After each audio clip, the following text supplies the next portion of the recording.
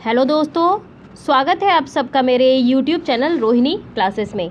तो आज हम क्लास 10th की NCERT हिस्ट्री का जो है चैप्टर 2 का अगला पार्ट देखने जा रहे हैं, जिसका नाम है भारत में राष्ट्रवाद। हमने पिछले पार्ट में यानी कि पार्ट 4 में जो है सविनय अवज्ञा आंदोलन के बारे में बात की थी, जो कि 1930 में क्या हुआ था कि कांग्रेस जो है कार्य समिति ने पूर्ण स्वराज्य प्राप्त करने के लिए सविनय अवज्ञा आंदोलन जो है प्रारंभ करने का अधिकार महात्मा गांधी को दे दिया।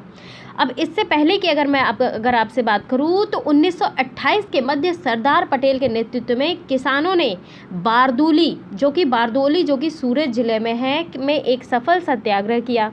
ठीक है, तो ये जो सरकार को भूमि कर देने से इनकार कर दिया गया ना इस आंदोलन में, तो ये एक सफल सत्याग्रह रहा और इसीलिए कांग्रेस को ये तरीका काफ़ी जो है प्रभावशाली प्रतीत हुआ।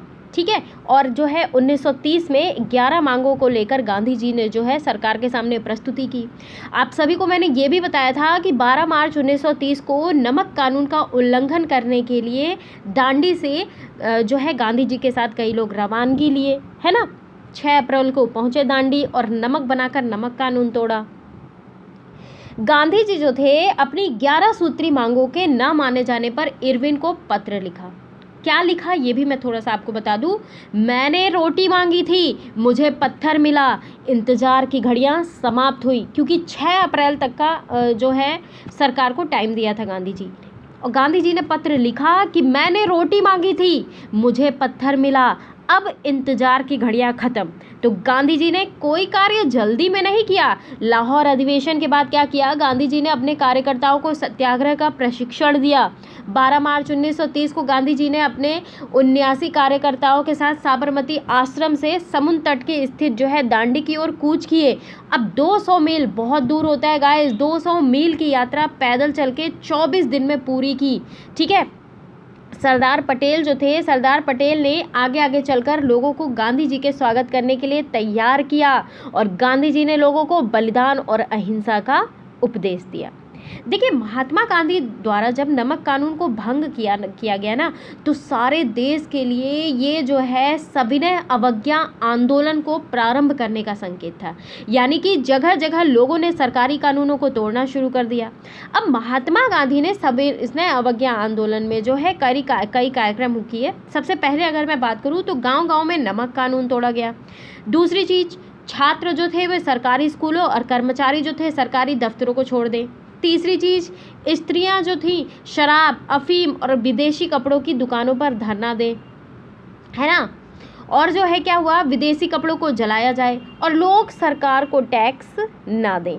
तो ये जो आंदोलन था ये अच्छा खासा बम्बई, बंगाल, उत्तर प्रदेश, मध्य प्रांत, मद्रास में जो है बहुत ज़बरदस्त चला, है ना, और इसका प्रभाव बढ़ा। अब आज हम आगे की चीज़ें देखेंगे, क्योंकि पिछले पार्ट में सविनय अवज्ञा आंदोलन को हमने देखा था और आज हम इसके बारे में बात करेंगे कि लोगों ने सविनय अवज्ञा आंदोलन को किस प्रकार लिया। इसके बारे में आज हम डिटेल वे में स्टडी करेंगे। तो चलिए बिना किसी देरी के स्टार्ट करते हैं। तो अब बात करेंगे लोगों ने आंदोलन को कैसे लिया। अब देखिए, आइए ये देखें कि सिविल नाफरमानी या फिर सविनय अवज्ञा आंदोलन में शामिल विभिन्न सामाजिक समूह जो थे कौन से थे, उन्होंने आंदोलन में हिस्सा क्यों लिया, उनका आदर्श क्या थे, उनके लिए स्वराज के क्या मायने थे, इन सब के बारे में हम इस पैरा में जानेंगे। देखिए, गांवों में जो संपन्न किसान थे, यानी कि जिनके पास अच्छी खासी ज़मीन थी, जो पैदावार करते थे, तो ये जो किसान समुदाय थे, जैसे गुजरात के पटीदार हो गए, उत्तर प्रदेश के जाट आंदोलन में सक्रिय थे।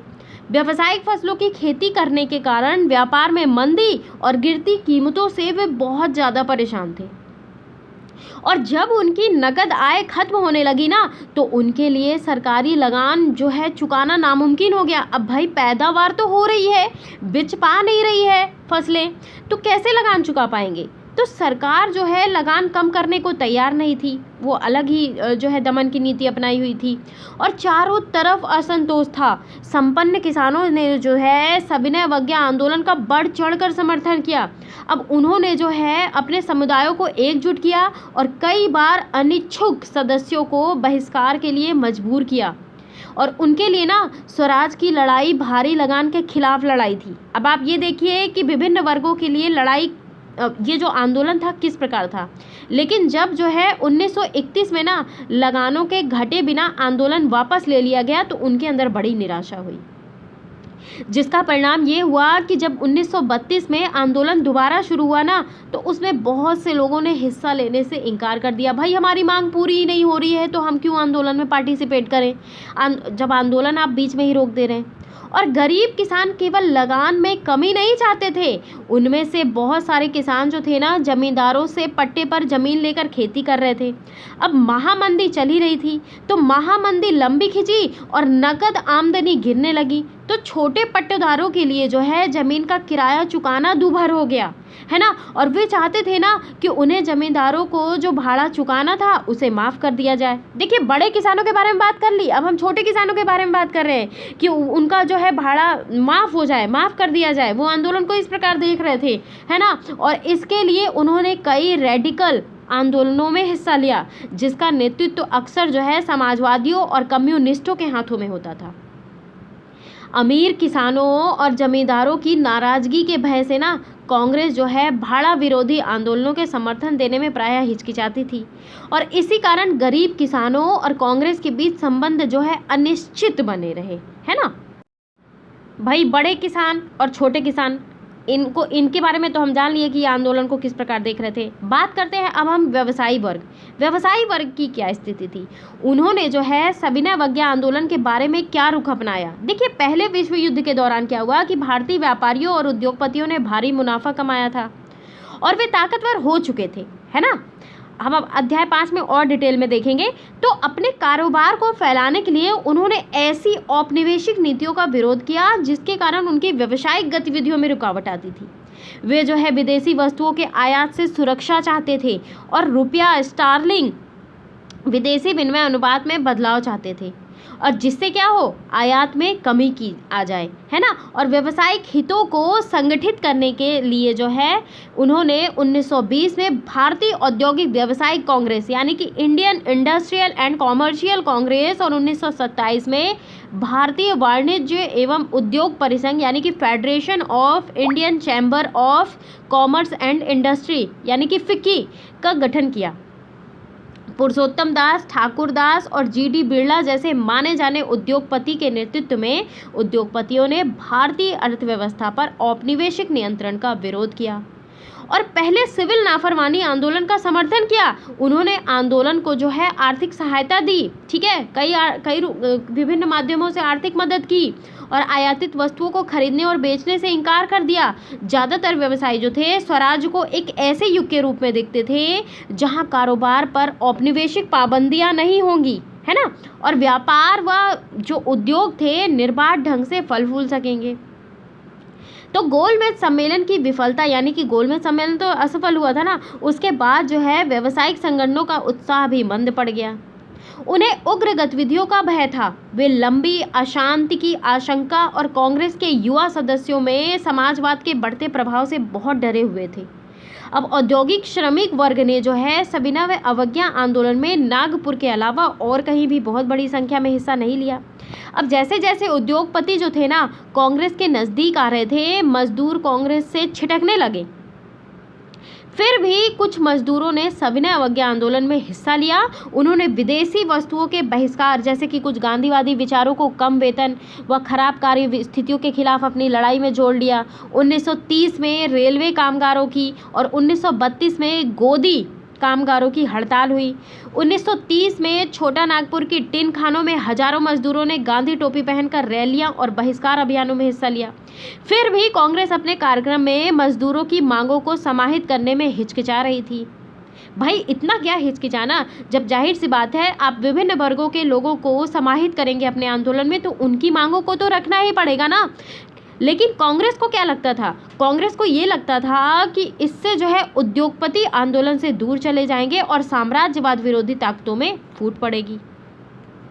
थोड़ा सा आइए हम जो है कुछ महत्वपूर्ण तिथियों के बारे में देख लें जो बहुत इंपॉर्टेंट है। सबसे पहला है 1918-19 में बाबा रामचंद्र उत्तर प्रदेश के किसानों को संगठित करते हैं। अप्रैल 1919 में रॉलेट एक्ट के खिलाफ गांधीवादी हड़ताल, जालियांवाला बाग कांड हुआ। जनवरी 1921 में असहयोग और खिलाफत आंदोलन शुरू हुआ। फरवरी 1922 में चौरी चौरा, गांधी जी के असहयोग आंदोलन वापस ले लिए गांधी जी। मई 1924 में अल्लूरी सीतारमन राजू की गिरफ्तारी हुई। 2 वर्ष तक चला आ रहा हथियारबंद आदिवासी संघर्ष जो है वो समाप्त हुआ। दिसंबर 1929 में लाहौर अधिवेशन, जिसमें कि कांग्रेस पूर्ण स्वराज की मांग को स्वीकार कर लेती है। 1930 में अंबेडकर दलित वर्ग एसोसिएशन की स्थापना करते हैं। मार्च 1930 में गांधी जी दांडी में नमक कानून का उल्लंघन करके सविनय अवज्ञा आंदोलन जो है वो शुरू करते हैं। मार्च 1931 में गांधी जी सविनय अवज्ञा आंदोलन वापस ले लेते हैं। दिसंबर 1931 में दूसरा गोलमेज सम्मेलन होता है और 1932 में सविनय अवज्ञा आंदोलन जो है पुनः प्रारंभ होता है। एक चीज़ मैं और आपको बता दूं कि इसमें मुस्लिम्स का नाम नहीं आया। देखिए, इस आंदोलन में ना अधिकांश मुसलमानों ने भाग नहीं लिया। मैं ये नहीं कह रही हूँ कि पूरे मुसलमान जो नहीं थे। इसमें मोहम्मद अली जिन्ना जो थे, इनमें ये कहे कि हम गांधी के साथ शामिल होने से इनकार करते हैं। क्यों? क्योंकि उनका आंदोलन भारत की पूर्ण स्वतंत्रता के लिए नहीं, बल्कि भारत के 7 करोड़ मुसलमानों को हिंदू महासभा के आश्रित बना देने के लिए है। ठीक है। और जिन्ना के नेतृत्व में अधिकतर मुसलमान जो है इस आंदोलन से अलग रहे, लेकिन उत्तर पश्चिमी प्रांत के पठानों ने, कि खान अब्दुल गफ्फार खां के नेतृत्व में थे, वे इस आंदोलन में पार्टिसिपेशन किए। ठीक है। तो देखिए, सिविल नाफरमानी आंदोलन में औरतों ने बड़े पैमाने पर हिस्सा लिया। गांधी जी के नमक सत्याग्रह के दौरान हजारों औरतें उनकी बात सुनने के लिए घर से बाहर आ जाती थी। उन्होंने जुलूसों में हिस्सा लिया, नमक बनाया। आप ये जो भव्य चित्र देख रहे हैं, ये औरतें हैं। राष्ट्रवादी जुलूसों में औरतें भी शामिल थी। तो राष्ट्रीय आंदोलन के दौरान बहुत सारी औरतें अपनी ज़िंदगी में पहली बार अपने घर से बाहर निकली थी गाइस, और सार्वजनिक क्षेत्र में आई। और इस चित्र में आप बच्चों को गोद में लिए हुए सारी जो है ज़्यादा उम्र वाली औरतें और माँओं को भी जुलूस में देख सकते हैं। आप देख पा रहे होंगे। आगे बढ़ते हैं। देखिए, विदेशी कपड़ों, शराब की दुकानों की पिकेटिंग की, बहुत सारी महिलाएं जेल भी गई। शहरी इलाकों में ज़्यादातर ऊंची जातियों की महिलाएं जो थीं वो सक्रिय थीं, जबकि ग्रामीण इलाकों में संपन्न किसान परिवारों की महिलाएं जो थीं आंदोलन में हिस्सा ले रही थीं। गांधी जी के आह्वान के बाद, ठीक है, आह्वान के बाद औरतों को जो है राष्ट्र की सेवा करना अपना पवित्र दायित्व दिखाई देने लगा। लेकिन सार्वजनिक भूमिका में इस इजाफे का मतलब ये नहीं था कि औरतों की स्थिति में कोई भारी बदलाव आने वाला था। गांधी जी का मानना ये था कि घर चलाना, चूल्हा चौका संभालना, अच्छी माँ, अच्छी पत्नी की भूमिका का निर्वाह करना ही औरत का असली कर्तव्य है, जो कि गांधी जी की रूढ़िवादिता को दिखाता है। और इसलिए लंबे समय तक कांग्रेस संगठन में किसी भी महत्वपूर्ण पद पर औरतों को जगह देने से हिचकिचाती रही। और ये हमारे लिए बहुत ही शर्मनाक पूर्ण है कि इतने जो है इतने अच्छे अच्छे फ्रीडम फाइटर्स होते हुए भी औरतों को राजनीति में हिस्सा नहीं दिला पाए। आज भी स्थिति बनी हुई है, पहले से तो बेहतर है लेकिन अभी भी उतनी बेहतर नहीं है। आप ये मानिए कि देखिए, कांग्रेस को उनकी प्रतीकात्मक उपस्थिति में ही जो है प्रतीकात्मक रूप से ही वो उपस्थित रहे, बस उसी में दिलचस्पी थी। देखिए, सविनय अवज्ञा की सीमाएं क्या थी, इसके बारे में भी हम जान लेते हैं कि सविनय अवज्ञा जो है क्या क्या इसकी सीमाएं थी। देखिए, सभी सामाजिक समूह जो थे ना, स्वराज की अमूर्त अवधारणा से प्रभावित नहीं थे। अब ऐसा ही एक समूह था अछूतों का, जिनके साथ छुआछूत का व्यवहार जो है कई वर्षों तक जो है होता चला आ रहा था। वे जो है 1930 के बाद खुद को दलित या उत्पीड़ित कहने लगे थे। कांग्रेस ने लंबे समय तक दलितों पर ध्यान ही नहीं दिया। क्यों? क्योंकि कांग्रेस जो है रूढ़िवादी सवर्ण हिंदू सनातन पंथियों से डरी हुई थी। लेकिन महात्मा गांधी ने ऐसा ऐलान किया कि अस्पृश्यता यानी कि छुआछूत को खत्म किए बिना 100 साल तक भी स्वराज की स्थापना नहीं की जा सकती। और उन्होंने जो है अछूतों को हरिजन यानी कि ईश्वर की संतान बताया।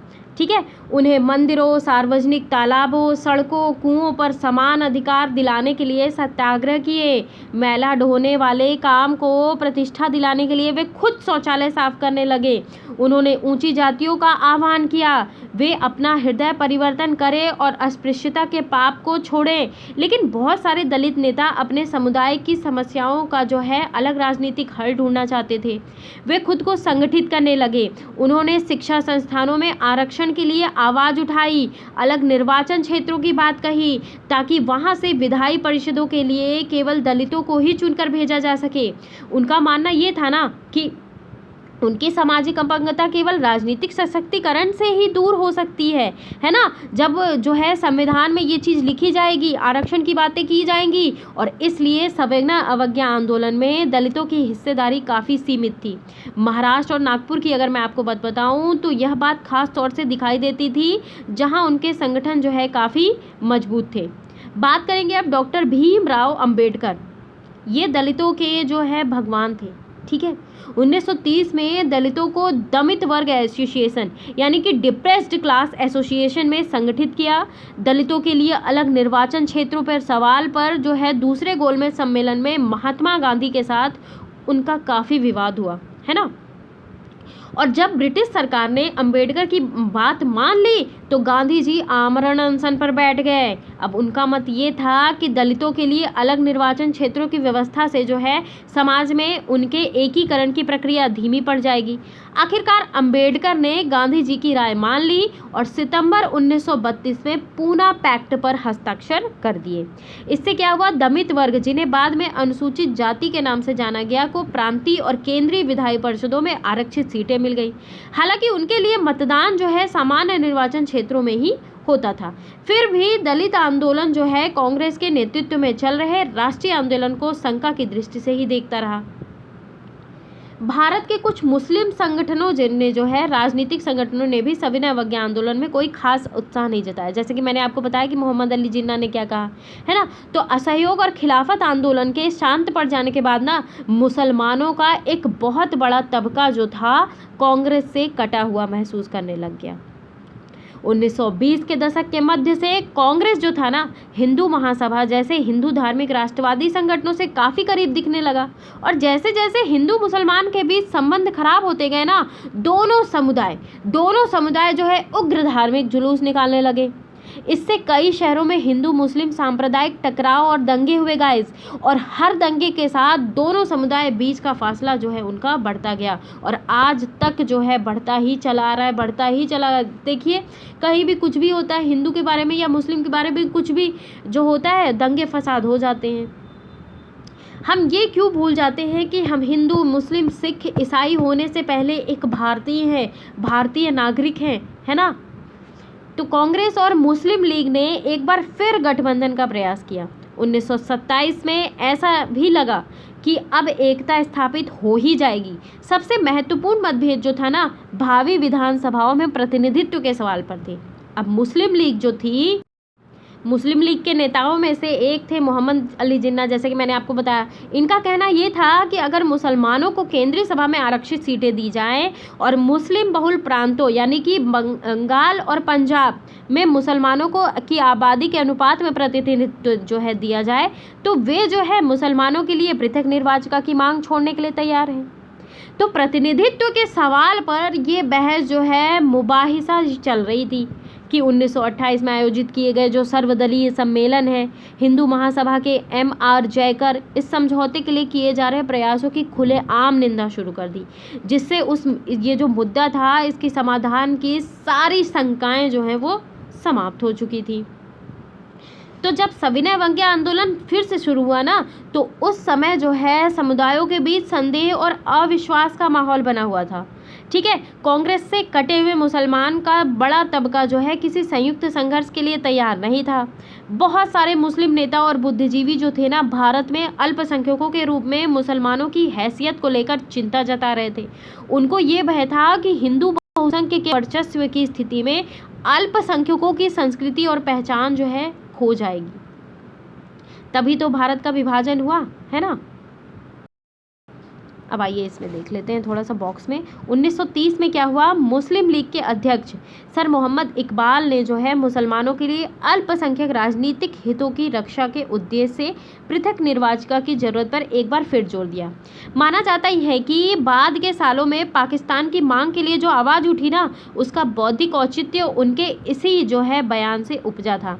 उन्होंने जो कहा वो इस प्रकार है, देखिए क्या लिखा हुआ है, बहुत ही ध्यान से सुनिएगा।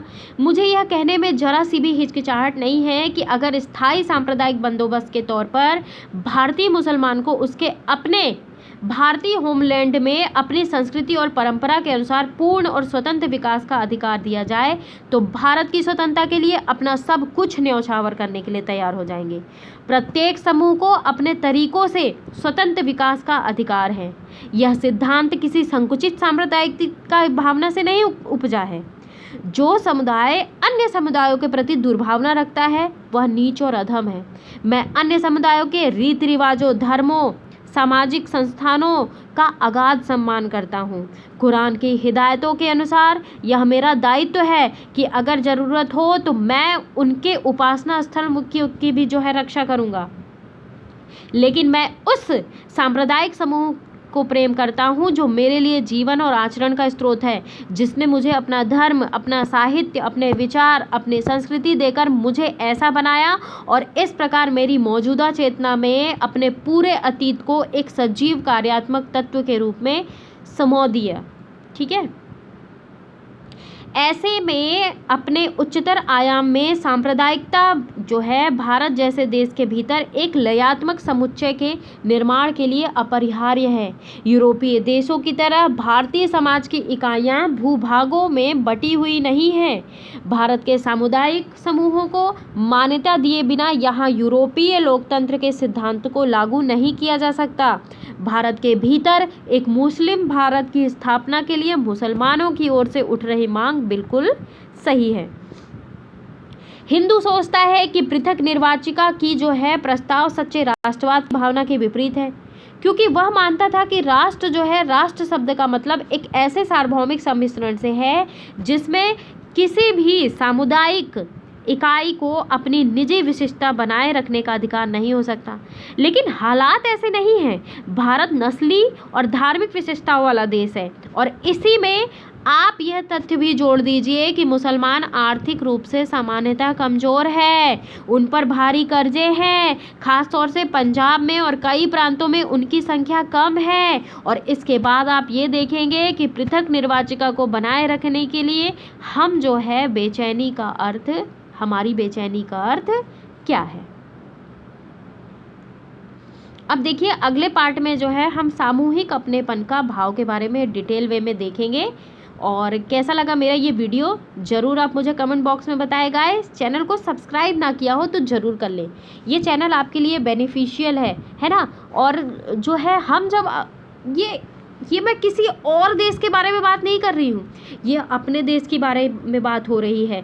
किस प्रकार कई सौ वर्षों तक जो है अंग्रेज़ों ने शासनकाल किया और किस प्रकार हमारे फ्रीडम फाइटर्स ने अपने नेतृत्व के माध्यम से भारत का एकीकरण किया, भारत में राष्ट्रवाद फैलाया और इसी के माध्यम से जो है हमारा देश आज़ाद हुआ। कौन कौन से आंदोलन हुए, और ये एग्ज़ाम पॉइंट ऑफ व्यू से भी बहुत इंपॉर्टेंट है, जो कि एग्ज़ाम में पूछे जाते हैं, क्योंकि आधुनिक भारत से मैक्सिमम हिस्ट्री के क्वेश्चन बनते हैं गाइस, है ना। तो इसलिए आपको कंसंट्रेट होके पढ़ना होगा, ध्यान से बातों को कॉन्सेप्ट बनाइए, है ना। जो मैं अलग से चीज़ें बताती हूँ उसे नोट डाउन करिए। चलिए यही मैं अपने वाणी को विराम देती हूँ। Thank you very much.